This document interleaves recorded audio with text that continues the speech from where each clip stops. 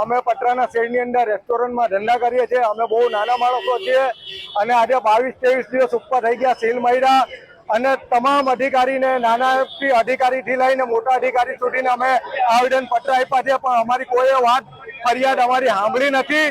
તો મહેરબાની કરીને અમે અમારી પર સામું જોવો।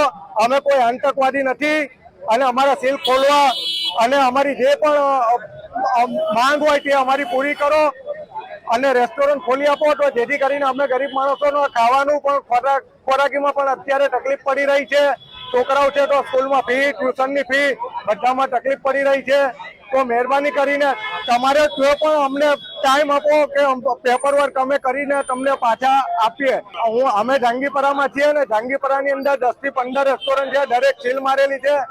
અમે ત્યાં પુણેશ મોદી સરને પણ મળ્યા તો એમને પણ વાત કરેલી છે, તો કોઈ પણ અધિકારી સાંભળવા તૈયાર જ નથી ને કોઈ સીલ ખોલવા તૈયાર નથી।